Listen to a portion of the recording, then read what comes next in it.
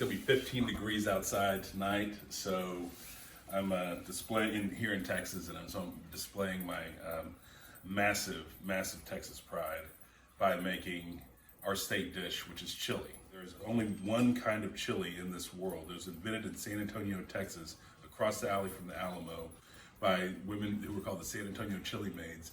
And chili is meat and spices. Chili does not have beans or any kind of weird noodles. Chili is not white. It is brown and red and delicious. And it is part of our cultural heritage here in Texas to protect that. And so if anybody comes to you from New Jersey or Oklahoma or Hawaii and says, no, man, chili has beans in it. You know, I love beans and chili. It tastes so good. You're supposed to say, no, man, that is not chili.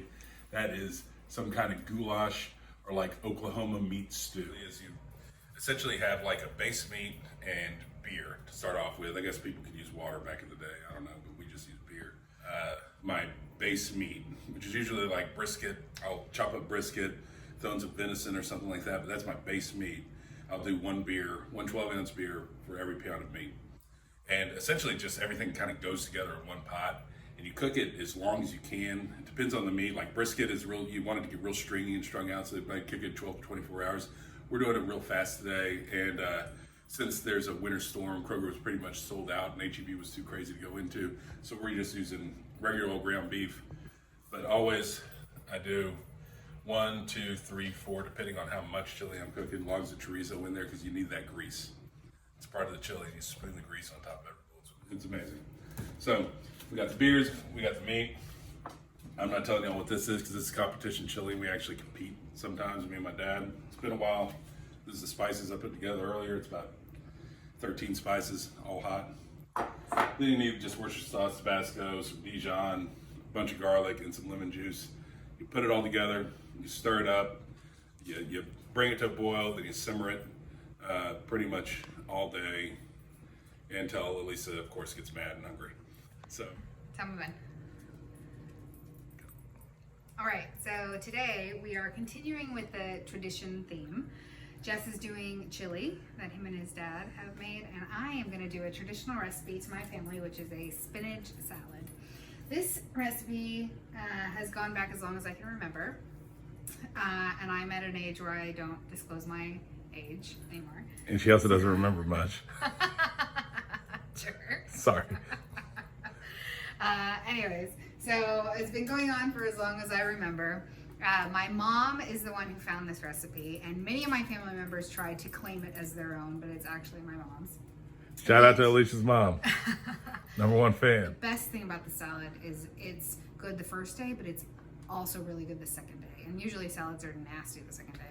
It's going to be hard because I don't actually have a recipe with measurements, because it just is all to taste and to sight.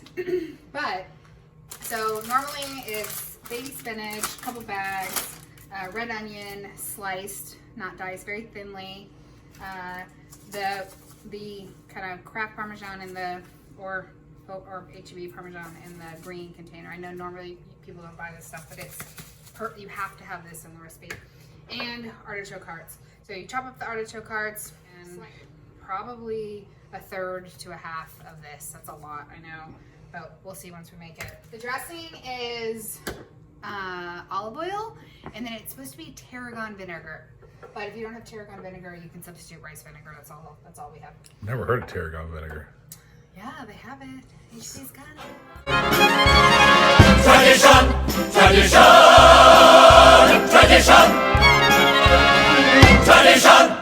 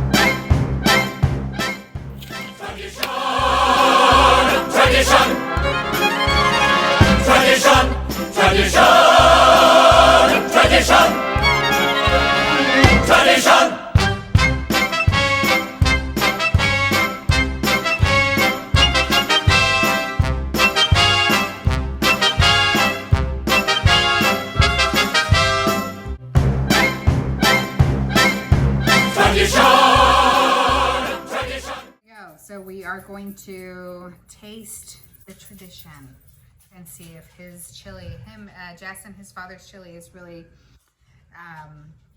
standing up for what he says it stands up for. It looks really good, and Jess did well because I give him shit all the time about I don't like to eat at 9. So he was like, okay, we'll eat at 8:45. Just cutting it under. Here we go. Temperature hot. How's that grease? Let's see. There's a little bit of grease here. Some grease. Here on the side, but apparently you have to have a little bit of that because You have to have a little bit of grease. brings the spice. It's not. I'm more like spice sensitive than he is. It's not. Yeah, I'm a little bit. I bite my nose or my eyes. It's really good, but I taste. It's not like super. I mean, it's spicy, but it's not like I can handle it. It's not like something where I need to add yogurt or anything or drink milk. I taste the flavor of the spice, so I know that sounded like a horrible review, but it was meant to be a good review. Sorry. No, you go there. You go.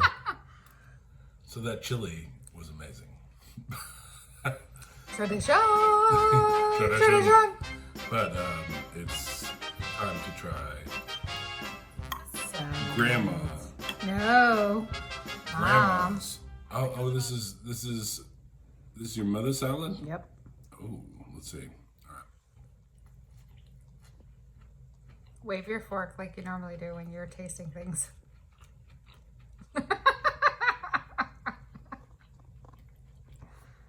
It's actually a very delicious salad. I mean, it doesn't taste like a salad. It tastes more like it tastes like a salad lasagna. A salad lasagna. It does. Because there's that much cheese? There's that much cheese. It's full. It's a full. It's delicious. Does that make sense? It does. We'll have to work on your adjectives. On my adjectives? Yeah.